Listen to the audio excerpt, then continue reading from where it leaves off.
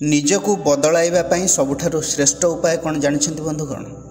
ଆପଣ ସେଇ ଲୋକମାନଙ୍କ ସହିତ ରୁହନ୍ତୁ ଯିଏ ସେଇ ରାସ୍ତାରେ ଅଛନ୍ତି ଯେଉଁ ରାସ୍ତାରେ ଆପଣ ଯିବା ପାଇଁ ଚାହୁଁଛନ୍ତି। ନମସ୍କାର ବନ୍ଧୁଗଣ, ମୁଁ ସାଗର, କଳାକାର ସାଗର ସଙ୍ଗମ ୟୁଟ୍ୟୁବ୍ ଚ୍ୟାନେଲକୁ ଆପଣମାନଙ୍କୁ ସ୍ୱାଗତ ଜଣାଉଛି। 2025 ମସିହା ଏମିତିରେ 6 ମାସ ବିତିଗଲାଣି। ଏହି 6 ମାସ ମଧ୍ୟରେ ବଡ଼ ବଡ଼ ଗ୍ରହମାନଙ୍କର ରାଶି ପରିବର୍ତ୍ତନ ମଧ୍ୟ ହୋଇସାରିଛି।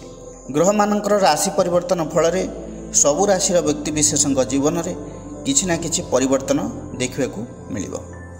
ଆଜିର ଏହି ଜ୍ୟୋତିଷିକ କାର୍ଯ୍ୟକ୍ରମ ବୃଷ ରାଶିର ବ୍ୟକ୍ତିବିଶେଷମାନଙ୍କ ପାଇଁ। ଆପଣଙ୍କର ରାଶି ପାଇଁ 2025 ମସିହାର ଶେଷ 6 ମାସ ଅର୍ଥାତ୍ ଜୁଲାଇରୁ ଡିସେମ୍ବର ପର୍ଯ୍ୟନ୍ତ କିପରି ରହିବ, ନବଗ୍ରହମାନେ କି ଫଳ ଦେବେ, ସବୁକିଛି ଡିଟେଲ୍ସରେ ଆଲୋଚନା କରିବା। ସ୍ଲୋ ମୁଭିଂ ପ୍ଲାନେଟ୍ ଶନି, ବୃହସ୍ପତି ଏବଂ ରାହୁକେତୁଙ୍କର ରାଶି ପରିବର୍ତ୍ତନ ହୋଇସାରିଛି। ଏହି ଶେଷ 6 ମାସ ମଧ୍ୟରେ କୁଇକ୍ ମୁଭିଂ ପ୍ଲାନେଟ୍ ରବି, ଚନ୍ଦ୍ର, ମଙ୍ଗଳ, ଶୁକ୍ର ଏବଂ ବୁଧଙ୍କର ମଝିରେ ରାଶି ପରିବର୍ତ୍ତନ ରହିବ। ରବି ପ୍ରତ୍ୟେକ ମାସରେ ରାଶି ପରିବର୍ତ୍ତନ କରନ୍ତି। ଚନ୍ଦ୍ର ପ୍ରତି 2.5 ଦିନ ଭିତରେ ରାଶି ପରିବର୍ତ୍ତନ କରନ୍ତି। ଶୁକ୍ରଙ୍କୁ ଲାଗେ 25ରୁ 27 ଦିନ ଗୋଟିଏ ରାଶିରୁ ଆଉ ଗୋଟିଏ ରାଶିକୁ ଯିବା ପାଇଁ। ମଙ୍ଗଳ ଗୋଟିଏ ରାଶିରେ 45 ଦିନ ପର୍ଯ୍ୟନ୍ତ ରୁହନ୍ତି ଏବଂ ବୁଧ 21ରୁ 22 ଦିନ ମଧ୍ୟରେ ରାଶି ପରିବର୍ତ୍ତନ କରିଥାନ୍ତି।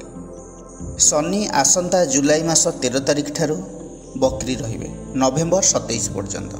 ଓଭରଅଲ୍ ଏହି ଶେଷ 6 ମାସ ବୃଷ ରାଶି ପାଇଁ କିପରି ରହିବ ସବୁକିଛି ଡିଟେଲ୍ସରେ ଆଲୋଚନା କରିବା। ବନ୍ଧୁଗଣ, ଏହି ବିଚାର ଜନ୍ମରାଶି ଚନ୍ଦ୍ର ରାଶିକୁ ଆଧାର କରି କରାଯାଇଛି।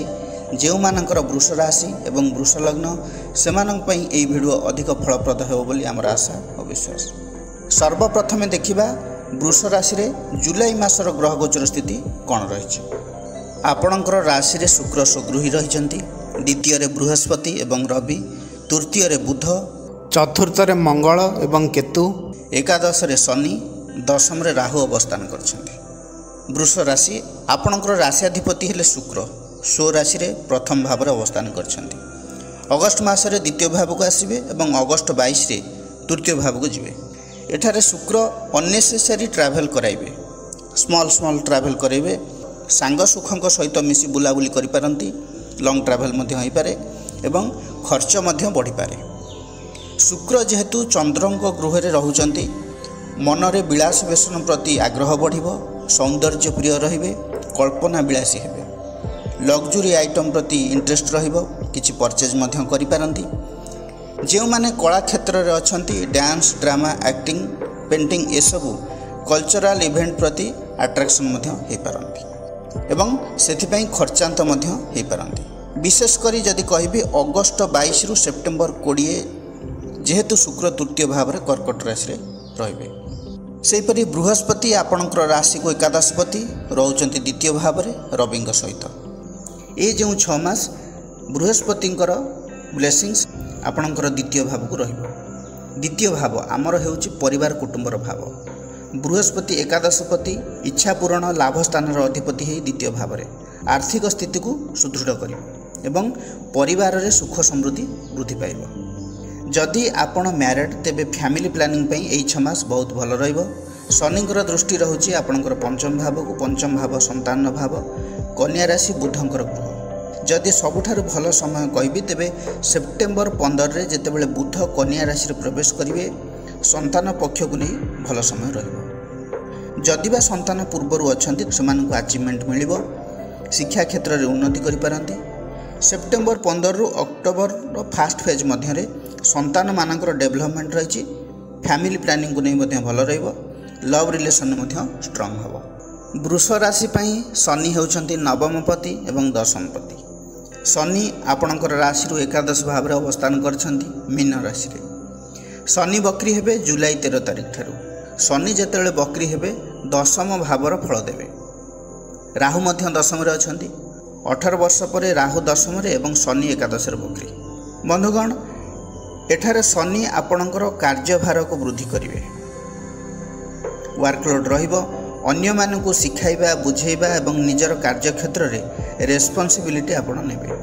ଯଦି ପ୍ରଥମରୁ ଆପଣ ରେସ୍ପନ୍ସିବିଲିଟି ନେବାକୁ ଡରୁଥିଲେ, ଦାୟିତ୍ୱ ପଡ଼ିଲେ ଦୂରେଇ ଯାଉଥିଲେ, କେଉଁଠି ନା କେଉଁଠି ଆପଣଙ୍କୁ ଲାଗୁଥିଲା କି ଯେ ମୁଁ କାମ କରିପାରିବିନି, ନିଜର କନଫିଡେନ୍ସ ରହୁନଥିଲା, ନିଜର ମନରେ ପ୍ରଶ୍ନବାଚୀ ସୃଷ୍ଟି ହେଉଥିଲା କି ମୁଁ ପାରିବି ନା ପାରିବିନି। ସେହି ସବୁ ସମସ୍ୟା ନିଶ୍ଚୟ ଭାବରେ ଦୂର ହେବ ଶନି ବକ୍ରି ହେଲା ପରେ। ଆପଣଙ୍କ ଭିତରେ ମ୍ୟାଚୁରିଟି ଲେଭେଲ୍ ବଢ଼ିବ। ଆପଣଙ୍କର କାର୍ଯ୍ୟକ୍ଷେତ୍ରରେ ଆପଣ ବହୁତ କିଛି ଶିଖିବାକୁ ପାଇବେ, ଏକ୍ସପ୍ଲୋର କରିବେ। କିଛି ଏମିତି ଡିଜାୟାର ଅଛି, ଡ୍ରିମ୍ସ ଅଛି ଆପଣଙ୍କର, ଯାହାକି କିଛି ଟାଇମ୍ ଲାଗିବ ପୂରଣ ହେବା ପାଇଁ। 2025ର ଶେଷ ଭାଗରେ ଆପଣଙ୍କୁ ମିଳିପାରେ, ନଭେମ୍ବର କିମ୍ବା ଡିସେମ୍ବର ପର୍ଯ୍ୟନ୍ତ ଯାଇପାରେ। ରାହୁ ଆପଣଙ୍କର 10ମ ଭାବରେ ଅଛନ୍ତି। ଦୀର୍ଘ 18 ବର୍ଷ ପରେ ରାହୁ କୁମ୍ଭ ରାଶିରେ ଅବସ୍ଥାନ କରିଛନ୍ତି। ପୁରା 1.5 ବର୍ଷ ପର୍ଯ୍ୟନ୍ତ ଏଇଠାରେ ହିଁ ରହିବେ, 10ମ ଭାବରେ ରହିବେ। ରାହୁ ରଣନୀତି, ଚତୁର, ଚାଲାକ, ବୁଦ୍ଧିମାନ ଗ୍ରହ, ରାଜନୀତିର କାରକ ଗ୍ରହ। ଯଦି କୁଣ୍ଡଳୀରେ ରାହୁ ଶୁଭ ଥାଏ, ରାଜନୀତିରେ ସଫଳତା ଦେଇଥାଏ, ବ୍ୟକ୍ତି ଉଚ୍ଚ ପଦବୀରେ ରହିଥାଏ, ପଲିଟିକ୍ସରେ ବହୁତ ଆଗକୁ ଯାଇଥାଏ, ସାଧାରଣ ବିଜନେସ୍ରୁ ବ୍ୟକ୍ତି ଶିଳ୍ପପତି ହୋଇଥାଏ, ଅଚାନକ କୋଟିପତି ହେବାର ମଧ୍ୟ ଦେଖାଯାଇଛି। ଜନ୍ମକୁଣ୍ଡଳୀରେ ଶୁଭ ଭାବରେ ଯଦି ବଳବାନ ରହିଲେ, ଯୋଗକାରକ ଗ୍ରହ ସହିତ ସମ୍ପର୍କ ରଖିଲେ, ମିତ୍ର ଗୃହୀ ରହିଲେ ଅତ୍ୟନ୍ତ ଶୁଭ ଫଳ ଦେଇଥାଏ ରାହୁ। ରାହୁ ମିତ୍ର ରାଶିରେ ଆପଣଙ୍କର ଅଛି 10ମ ଭାବରେ, ତେଣୁ କ୍ୟାରିୟରରେ 99% ଚାନ୍ସ ଅଛି ଚେଞ୍ଜ ହେବାର। ଯଦି ନହେଲା 1.5 ବର୍ଷ ମଧ୍ୟରେ ଭୁଲି ଯାଆନ୍ତୁ, କିନ୍ତୁ ଆଗାମୀ ସମୟରେ transfer, location change, job change, profile change, କ୍ୟାରିୟରକୁ ନେଇ ଚେଞ୍ଜ ନିଶ୍ଚିତ ଭାବରେ ହେବ, ଏଥିରେ ସନ୍ଦେହ ନାହିଁ। ରାହୁ 10ମ ଭାବରେ ପରିବର୍ତ୍ତନ ନିଶ୍ଚିତ କରାଇବେ। ପୁଣି 11 ନମ୍ବର ରାଶିରେ ହିଁ ରାହୁ ରହୁଛନ୍ତି। ବୁଧ ହେଉଛନ୍ତି ବୃଷ ରାଶି ପାଇଁ 2ୟ ଏବଂ 5ମ ଭାବର ଅଧିପତି। 5ମ ଭାବ ଶିକ୍ଷାର ଭାବ, ବୁଧ ଅଛନ୍ତି 3ୟ ଭାବରେ, ତାପରେ ଯିବେ 4ର୍ଥକୁ, ତାପରେ 5ମ। ବୁଧ 30 ଅଗଷ୍ଟରେ ସିଂହ ରାଶିରେ ରହିବେ ଏବଂ 15 ସେପ୍ଟେମ୍ବରରେ କନ୍ୟା ରାଶିକୁ ଯିବେ। ତେଣୁ ସେପ୍ଟେମ୍ବର ମାସ ବେଟର ରହିବ ପାଠପଢ଼ାକୁ ନେଇ, ଗଭର୍ଣ୍ଣମେଣ୍ଟ ଏକ୍ଜାମରେ ଭଲ ରହିବ। ତେବେ ସବୁଠାରୁ ଭଲ ସମୟ ଯଦି କହିବି 15 ଅଗଷ୍ଟ ଠାରୁ, ଯେତେବେଳେ ରବି ନିଜର ସ୍ୱ ରାଶିରେ ରହିବେ, ସିଂହ ରାଶିରେ 4ର୍ଥ ଭାବରେ, ଏବଂ ରବି ବୁଧଙ୍କର ସଂଯୋଗ ଘଟିବ ଏହି 4ର୍ଥ ଭାବରେ। 4ର୍ଥପତି 5ମପତି ଏକାଠି ରହିବେ। ଅଗଷ୍ଟ 30ରୁ ସେପ୍ଟେମ୍ବର 15 ପାଠପଢ଼ାକୁ ନେଇ, କମ୍ପିଟେଟିଭ୍ ଏକ୍ଜାମକୁ ନେଇକି, ପ୍ରପର୍ଟି ଡିଲିଂସକୁ ନେଇକି ବହୁତ ଭଲ ରହିବ। ଯଦି ଗଭର୍ଣ୍ଣମେଣ୍ଟ ଏକ୍ଜାମ ଅଛି, ତେବେ ଅଗଷ୍ଟ 15ରୁ ପୁରା ସେପ୍ଟେମ୍ବର ମାସ ପର୍ଯ୍ୟନ୍ତ ଭଲ ରହିବ। ସେୟାର ମାର୍କେଟ, ଟ୍ରେଡ଼ିଂ, କନଷ୍ଟ୍ରକ୍ସନ୍ କାମରେ ଏହିସବୁ ଫ୍ୟାକ୍ଟରରେ ଆପଣଙ୍କୁ ସଫଳତା ମିଳିବ, କାରଣ ବୁଧ ଗ୍ରହ ଆପଣଙ୍କର କେନ୍ଦ୍ର ଏବଂ କୋଣରେ ଏହି ସମୟ ମଧ୍ୟରେ ଟ୍ରାନଜିଟ୍ କରିବେ। ରବି ମଧ୍ୟ ନିଜ ଗୃହରେ ରହିବେ। ସେପ୍ଟେମ୍ବର 15 ପରେ ମିତ୍ର ଗୃହରେ ରହିବେ, ବୁଧଙ୍କ ଘରେ କନ୍ୟା ରାଶିରେ।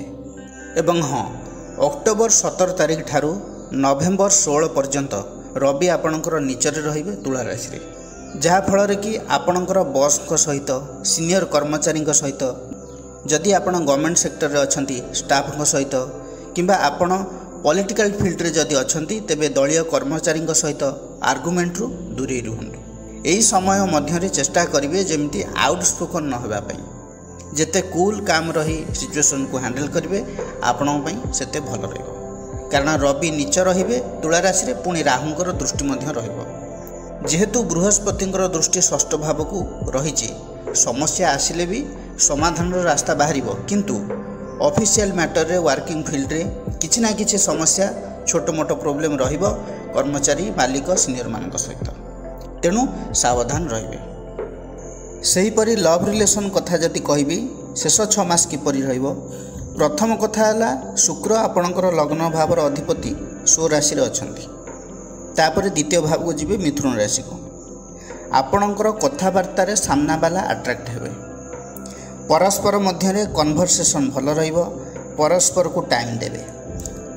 ତାପରେ ଯେତେବେଳେ ଶୁକ୍ର 3ୟ ଭାବରେ ରହିବେ, ଯଦି ଟାଇମ୍ ଫ୍ୟାକ୍ଟର କହିବେ, ତେବେ ଅଗଷ୍ଟ 22ରୁ ସେପ୍ଟେମ୍ବର 18-20 ମଧ୍ୟରେ ଲଭ୍ ରିଲେସନ୍କୁ ନେଇ କିଛି ପ୍ରୋବ୍ଲେମ୍ ରହିପାରେ। ମିସ୍କମ୍ୟୁନିକେସନ୍ ହୋଇପାରେ, ମିସ୍ଅଣ୍ଡରଷ୍ଟାଣ୍ଡିଂ ହୋଇପାରେ, ଇଗ୍ନୋରର ଶିକାର ହୋଇପାରନ୍ତି। ସେଥିପ୍ରତି ଟିକେ ଧ୍ୟାନ ଦେବେ। ଯେତେ ପଜିଟିଭ୍ ରହିବେ, ସେତେ ଆପଣଙ୍କ ପାଇଁ ଭଲ ରହିବ। ତାପରେ ସେପ୍ଟେମ୍ବର 20 ପରଠାରୁ ଡିସେମ୍ବର ମଧ୍ୟଭାଗ ପର୍ଯ୍ୟନ୍ତ, ଏଇ ଯେଉଁ ଟାଇମ୍ ଫ୍ୟାକ୍ଟର, ଆପଣଙ୍କର ଲଭ୍ ରିଲେସନ୍ରେ ବହୁତ ଭଲ ସ୍ଥିତି ଆସିବ।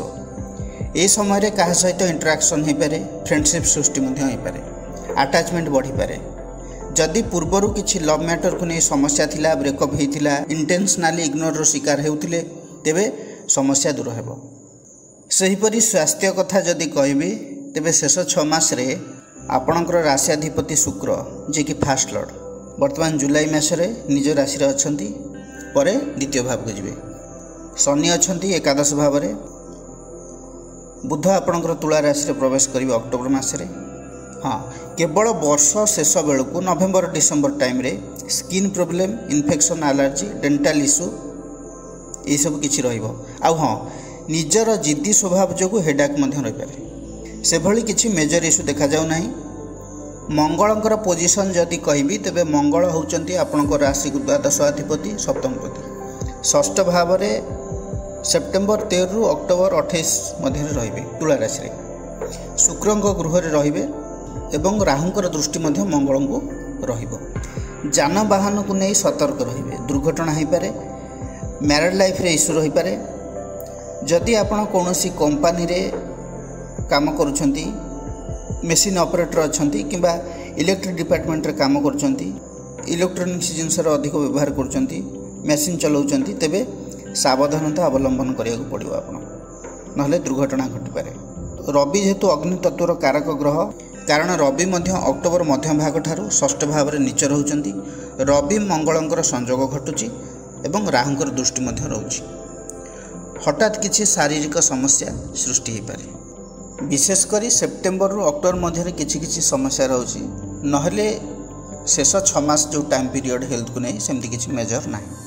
बंधुगण, यही 6 मास रे वृष राशि व्यक्ति विशेष मानक पई मोटामोटी ग्रह मानकर फलाफल कौन रहिबो आलोचना करले। तेबे वृष राशि व्यक्ति विशेष माने प्रतिकार कौन करेंगे? शुक्रंकर बीज मंत्र जप करंतु। ओं द्रांग द्रिंग द्रौं शुक्राय नमः 108 थर। माँ लक्ष्मींकर उपासना करंतु। गायत्री मंत्र जप करंतु, आपणक पई शुभ रहिबो। बंधुगण, यह थिला वृष राशि व्यक्ति विशेष मानक पई शेष 6 मास जुलाई रु डिसेम्बर मध्य फलाफल कौन रहिबो से विषय आलोचना। जदि भिडियोटी आपण मानक भल लगी थाए तेबे लाइक, कमेंट, शेयर करने जमार भी भूलियो नहीं। पुणी आसबि आउ एक नुआ अध्याय को नहीं, से पर्यंत रोची नमस्कार।